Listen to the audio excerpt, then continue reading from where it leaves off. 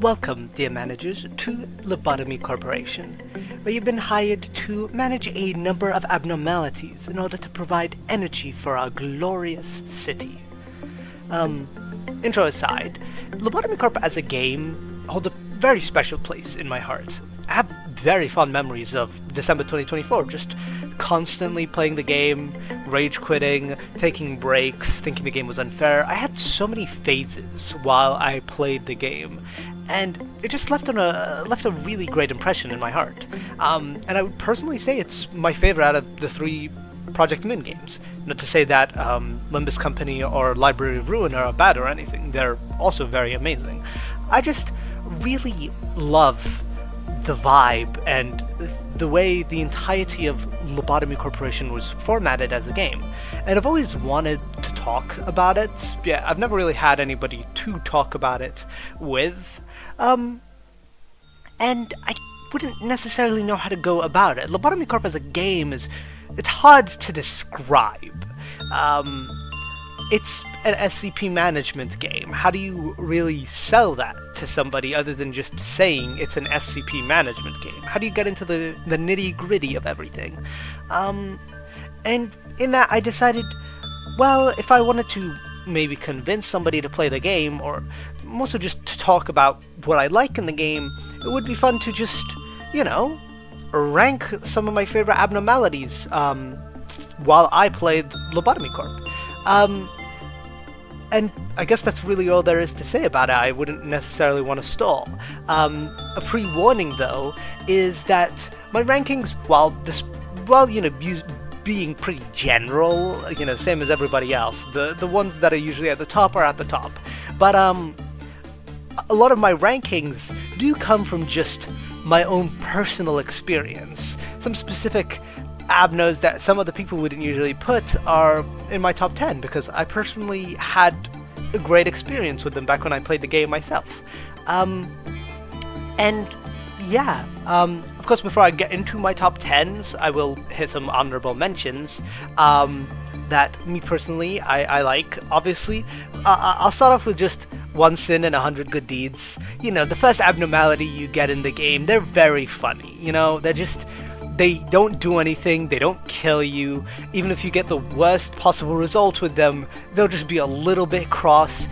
If anybody dies to one sin, that is already a sign enough that you need to quit Lobotomy Corp. And, of course, there's their interaction with the White Knight. That makes them super duper cool. And I'm really glad they also showed up in Limbus for one singular theme pack. They're a very neat little ID abno, nothing much to them, they just exist there for the funnies. And they are very funny. After that is Forsaken Murderer, in my personal opinion. I know that's a little bit odd, not everybody really gives a shit about Forsaken Murderer, he's a fucking F tier abno.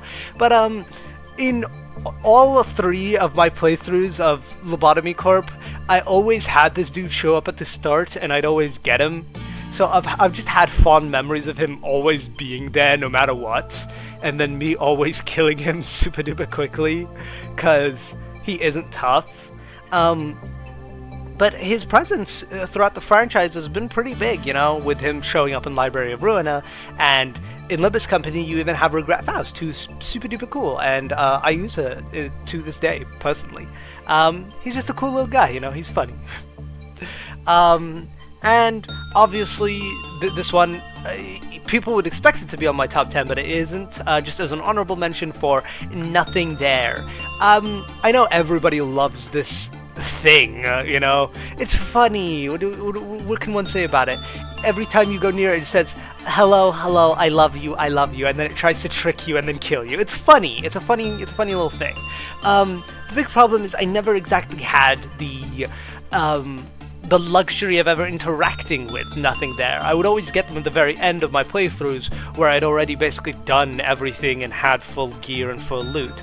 So I never really got to experience the lengths at which they operated, and that is kind of a shame because I know a bunch of people really love Nothing There. And me personally, I do like them as well. I have no issue with Nothing There. I just never really got to experience them,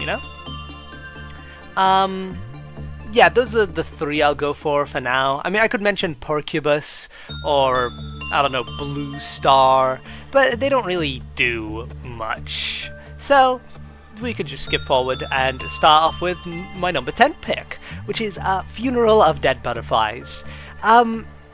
Okay, so this guy is a little bit odd. I wouldn't really know how to talk about him. He is mostly really just known for his existence in Library of Ruina and Limbus Company, and that's why he's cool. I feel like he is extremely useless in Lobotomy Corp, and I hate him. I literally do not like having him. I usually opt to not have this dude, but he's a little bit funny. What's there to say? His armor looks really good, but the big problem is that it's a he tier, so you can't really equip it. Because against the higher threats, you'll very easily die. But you know, it looks cool, and his weapon is pretty neat as well, having 2 different attack types. Even though it does shit damage, I would never really use it. Managing him is just not fun. That's the problem with him. He basically breaks out every single time you interact with him if you have a high-tiered character, which is annoying. Of course, you could just have one high-tier employee and they'll basically one-shot the dude, and that's what I do whenever I have him. But it just means that he isn't very fun to have around, you know? That's kind of the problem with him. He is not very enjoyable. He's mostly just there because, you know, Solemn Lament Yasang is the GOAT, and the attack Solemn Lament in Library of Ruina was just like so OP. But yeah, he's cool. He's cool for what it's worth. In terms of appearance design, he's awesome. I just hate managing the guy. Number 9 is, I wouldn't know how to pronounce her name, but I always call her Liletia, but like I don't think that's her name. Pardon my pronunciation then. Her name is like something. But I know that's very weird. Nobody would agree with this pick. And it is literally just based on my own personal experience. Liletia, that's how I'll pronounce it. I'm sorry if that hurts your heart. I really am. Like, that's how we'll go from here. She was like one of my most quote-unquote goated abnos to have around. I always use her to manage attachment work, and I always use her to buff up my characters. Buff up. There we go. I said buff up. Buff up my characters to have high attachment levels, because, you know, attachment is one of the most important things you need to have whenever managing your abnos. So I would always just send a bunch of characters to work with her, and in that case I always found her, you know, very easy to manage. Basically, if you just get a normal tier, you are kind of screwed. It basically means you can't go to anybody else. But so long as you get good work tiers, which you basically will 99% of the time, she's just very good to manage. And her weapons and stuff, if you're at the beginning of the game, are really strong. And she's just nice to have, you know? Even at the very end of the game, and throughout all 3 of my playthroughs, I would always have her, and I would always use her, because I always found her very viable. Yeah, not really much other to her other than the fact that I just kind of have a soft spot for her because she was my easiest to manage, and back in my very first playthrough, having that was something I really needed, especially with how tough some of the abnormalities were. So I just hold a special place towards her. Number 8 is the White Knight. I know that's a very low ranking for him compared to some other people. I know the White Knight is a very cool abno. I just don't think they're very practical. That's kind of the problem. I would never want to get White Knight in a playthrough. I did fight White Knight twice. One time I cheesed him and cheated, and the other time I did actually fight White Knight legit. But just having White Knight is not very...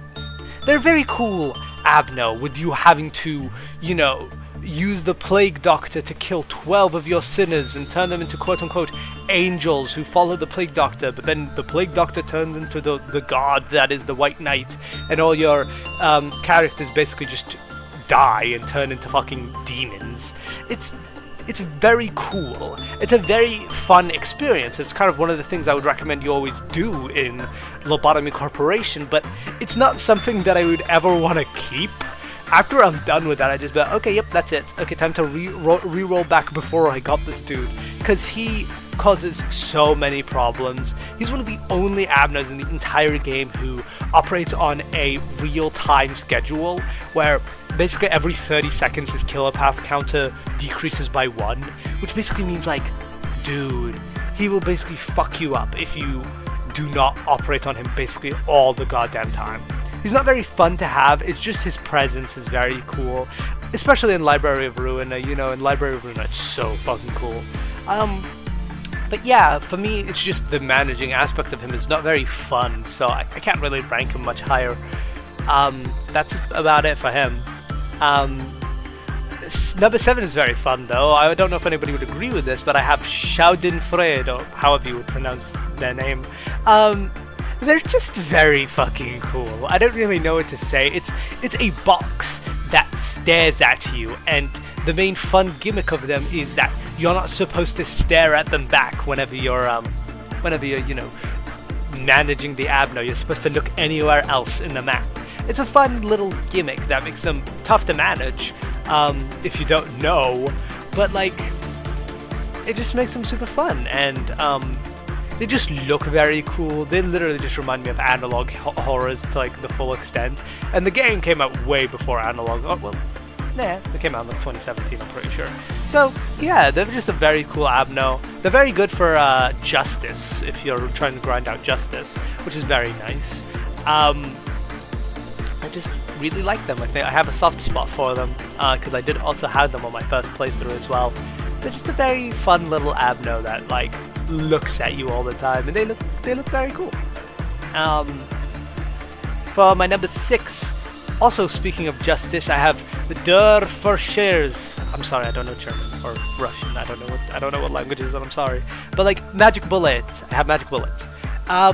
They're very cool. What do I really need to say? This character shows up in basically every single Project Moon game. You know, they're in Library of Ruin, and they're very cool, and they're also in Lupus. I also use Magic Bullet Otis to this day, so that's very nice. But they're just a very good, like, abnormality. They have a bunch of buffs. You could use them to cheese the White Knight, which is what I did the first time. They're also very good for grinding out Justice, and, well, their weapon is shit. Their weapon is absolute garbage, but they're just a very easy Abno to manage while also just looking super cool, and having the unique gimmick of the magic bullet that you could fire is also just very fun. It's very cool, it's very neat. I like them a lot. Number 5 for me is Melting Love. And no, for me it is not, I swear to God, it is not for Gooner purposes, even though she is made out of goo. I just really like Melting Love. A lot of my likeness for a lot of the Abnos that I have is usually because I have them in my first playthrough. My first playthrough is the way I had the most fun, despite hating it so much. And Melting Love was the first Alpha tier Abno that I had on my playthrough. It was around like day 20 something, so it was pretty late compared to most people, I would say. And I just found the experience of managing her to be really fun, because she's tough. For an Alpha tier, she isn't the worst to manage, but she's like got a very unique set of thingies. Her main mechanic is that she will apply a heart on top of the character who manages her, and this heart will basically just like ooze out goo every once in a while, and that goo will eventually fall on your other employees, and will also fall on the little clerics that walk around, and then it will turn them into enemies, who will then turn other people into piles of goo, until eventually she's taken over the entirety of your facility and you've died. So it's very tough. So generally the way you'd have to deal with them is to use your bullets to basically kill every single employee around in that sector, and in the very end you basically just have this completely empty sector with only one person in it, and it's just that one employee, so that you basically put them in quarantine. And for me, that's a fun little thing to do every once in a while. It's not that I would always... I didn't have her in every single playthrough. I had her in my first and in my third. But she was a very fun Abno to deal with, and I do like her weapon, even though you can basically use it to cheese one of the bosses a little bit. It's just very cool. I very much like her. I like the experience of dealing with her in my first playthrough. Yeah. Not Gunnar purposes. And to continue against my bad allegations of Gunnar purposes, my number 4 is the Queen of Hatred, and I swear it is not for Gunnar purposes. She's kind of adorable, bro. I'm sorry. What do I need to say? She's supposed to be like a magical girl who literally sometimes turns into a dragon. She's cool, and managing her is pretty fun. I never really had the full pleasure of managing her. I would always get her on like day 40 or something, so it would be like right near the end of the game. But anytime I had her, it would be very fun. Her weapon is very cool, literally using every single attack type basically, and her armor is pretty strong as well. What is that to say that is wrong with the Queen of Hatred? Basically everybody likes her. She's neat. She also showed up now in Limbus Company. I also use her nowadays. She's very cool. She's very neat. What is there to say against her? Like, I don't see anybody who'd be saying I don't like Queen of Hatred. She's just very neat. She's very cool. For me, number 3 is Mountain of Smiling Bodies, though. Which, the thing about Mountain of Smiling Bodies is, despite the fact most of my rankings are usually from my first playthrough where I have a lot of likeness, Mountain of Smiling Bodies was during my second playthrough, where I would basically always keep myself fully in check of this vile mass that would basically, their fun little gimmick as an Alpha tier Abno is that every time 20 little employees, the clerics, died, the thing would basically just instantly breach and then try to kill everyone in sight. And the more employees it eats, the bigger and stronger it gets until it basically can insta-kill your entire fucking facility. So it was very cool, and I would always keep an employee that was really strong with Alpha tier armor right next to them, and I would always make sure I was killing the employee sufficiently so that it can't kill or eat any employees on its way out. I would always be very attentive of Mountain of Smiling Bodies. And the fun thing is, for me, right next to Mountain of Smiling Bodies in my second playthrough was Blue Star, who was another Alpha tier Abno, which, I don't know, I just found it very fun to have two Alphs sitting right next to each other.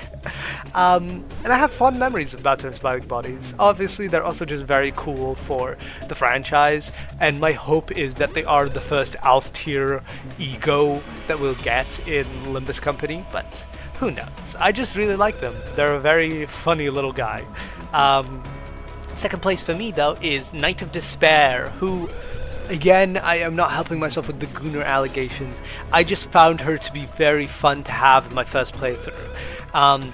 Basically granting one of your characters a shield with the caveat that they can never work for the rest of the day was always very strong in my opinion. I feel very unbalanced because you could just... Most of the time, you already have a character who was designed exactly for the purpose of only fighting.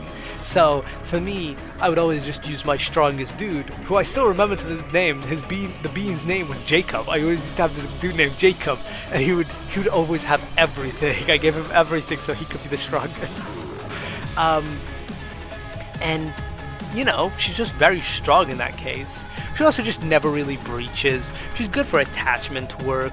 Her weapon is strong. Her armor is strong. Nothing wrong with her. She's just great and grand to have. I also nowadays use Knight of Despair Rodian in Limbus Company. I'm glad she showed up in Limbus. She's very cool. You know? I very much like her. She's very neat. And very much deserving of my second place. And for me, number 1, this might sound a little generic if you've watched any other rankings, but it is Apocalypse Bird. I mean, what do I even really need to say about this big, ginormous fucking evil demon beast? They're a very fun experience. That's the thing about them. They're one of the only abnormalities that you cannot physically get. You need to engage in the prospect of getting the 3 birds. One's called the Punishing Bird, one's called the Judgment Bird, and one's called the Big Bird. Getting all 3 of them, if you let 2 of them breach at the same time, then the third will breach as well, and they'll all start going into a portal where they'll start telling you a storybook about the big forest. I forgot what the name is called actually. And as the storybook goes on and it tells you about all three of the birds, then they summon the Apocalypse bird, who's freaking ginormous and basically is the size of your entire facility. And you need to destroy all his eggs, which will eventually make him disappear. It's just a very fun experience that requires you to have a bunch of really strong characters and be very sufficient in your planning and how you move them. And at the very end of it, you get one of the best weapons in the entire game in Twilight. It's personally, in my opinion, the best weapon in the game. I love Twilight. I always give it to my favorite character. They also have a really cool fit. And of course they also show up in Library of Ruina, where they're also like really goddamn tough and really strong and also very cool. But my hope is nowadays that there's something related to them in Limbus Company, because I really do love them. They are super cool, and I just really adored their lore back in the day. You know, when I was playing Lobotomy Corp, I didn't really know the lore of Limbus or the lore of Library of Ruina, so to hear that the Apocalypse bird was like one of the only abnormalities that was never related to the facility and that they just existed in the forest, it was always fucking mortifying to me, because you didn't like create the Abno. You basically just made the portal for it to come in and kill you, which means that you didn't even kill it normally. It exists elsewhere, and it's there. Like, that's terrifying, and I find it very fucking cool. And I just very much adore them. Every time I fought against them twice on two separate playthroughs, because it's just worth it in my personal opinion. And I think it's like an experience that really everybody should experience, with the fun thing about it honestly being that you can do it in your normal playthrough and still not be hindered. Like, I would recommend that you still keep Judgment Bird and Big Bird and Punishing Bird even after you finish it. You don't really need to rewind the day or go back to your memory repository. You could just keep the three birds, and the likelihood of them all breaching at the same time is honestly so rare that you don't really have to worry about it unless you're specifically going for it. And I just kind of really like that about it. It's a fun experience that, sure, you would never really be able to know about yourself until somebody tells you about it, but one that I feel like, I mean, of course it's necessary for 100%, but, you know, it's also just a fun experience that you can do without it, like, ruining the rest of your save file, kind of like how Plague Doctor ends up always becoming White Knight, which is pretty tough. Not tough in the good way, it's like tough to deal with. And yeah, I guess that's about it. Yeah, never mind. Apparently, I missed out on a couple of things. This is post-recording me about several hours after I've basically edited the whole video down. So that's fun. I forgot a couple of honorable mentions that are actually really fun, and I, for some reason, didn't remember to talk about them, because I guess I forgot to write them down. So we'll just quickly go over them, and you can go on your merry way. One of them is the backwards clock, which is the only tool abnormality that I was willing to include in my list, which is an entire concept in Lobotomy Corporation that I didn't even mention. They basically just tools, not really complex. You use them. The backwards clock has always been one that I considered very fun. You basically have to use it 5 times, and on the 5th usage, if you have the max tier leveled character, they will, like, proceed to die, first of all, but with their death, basically any tragedy that happened or that is happening in the current moment will be reverted. It'll be as if it was like back to the start of the day while like your current day progress is still in effect. You could use this to like skip ordeals that are tough, or in case like a strong abnormality breached, you could have a person there as a quick like backup to make sure that no real tragedy ensues. You can also use it a lot in the end game, which is really important. And I personally have a lot of fun with it, considering I had it on my first playthrough, and I always thought it was really bad because I was always so caring about all my little beans. I was like, oh, I can't kill one of these guys. A tier 5 is so that took so much time to get. You're telling me I just kill them? But on my second playthrough, where I was a lot more willing to consider the beans expendable, the thingy became a really good get-out-of-jail-free card, and I started to use it a couple of times. Only really near the end game, where there's specific things that it's just worth it to use, and I would make fodder for them. I still care about my beans, even to this day, after I know they're expendable. I always want them to live. And Backwards Clock is just a fun thing that's really powerful, just having a lot of presence in the franchise for some reason. It has shown up in Limbus Company now, not with the exact same thing, but in creating a machine that looks exactly like it. And now it has an eco for it, so I'm just very happy that it exists. And yeah, it's just a pretty cool little tool abnormality. Then after that is La Luna. La Luna, there you go, that's how you say her name. She's just very cool. I really like pianos, and if you look at her thingy, she has a piano. Instead of having insight work with her, instead you have a little play option where you could get one of your beans to play the piano with her. And if you do that 3 times in a day, she will breach. And on the 3rd time, when your little bean finishes playing the song, they will proceed to die. But if you could kill her before the bean finishes doing the song, then your bean will be perfectly fine, and you could just get on with your day. So it's really fun. I always like having her. I never got her that many times. I only got her twice, but every time I get her, I'm just very happy because I like it. She's fun. She has a little piano that you could listen to. If you zoom in, go near her chamber, you can actually hear the music. It sounds very nice. It's just classical piano. She's just really fun, and I very much like her. Her weapon and armor also look very nice, which, yeah, just all around very nice positives. And lastly but not leastly, one of the most important in the game, you're bald. What do I even need to say about this thing? It is, after you finish work with it, if your character isn't bald, they will get 0 boxes and instantly fail, in which it will proceed to turn your character bald. And then if you use it a second time, or with a different character, it will proceed to make everybody in the sector bald. And then if you use it a 3rd time, it will make everyone in the entire facility bald. And then if you use it a 4th time, it will make every character in the future of the game bald. Yeah, bald.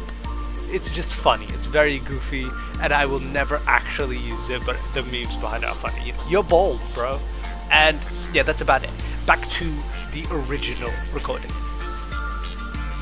I'll generally have to, right now I'm just recording this as a voiceover, but I will edit in pictures of just about every Abno, so that'll be a fun experience. I'll also add some music and some gameplay in the background, and hopefully it'll make for a nice little video where I told you all about my favorite Abnos, where generally for me the in-between was kind of tough, but all I really knew in my heart was, oh, I really like Liletia and I really like Apocalypse Bird, and that's all I did. So, yeah. I hope that maybe just listening to this piqued your interest slightly. I highly doubt it, because, again, explaining this game in detail is very tough, but it's a special gem in my personal opinion, and one that I recommend people go to if they like SCPs or like any kind of like horror aspect. That's not even really talking about the story, which I think is incredible, or anything. Just in terms of gameplay, I think it's a very fun, little game to deal with. And yeah, I hope you enjoyed, and if you listened to the end, thank you. Okay, toodles.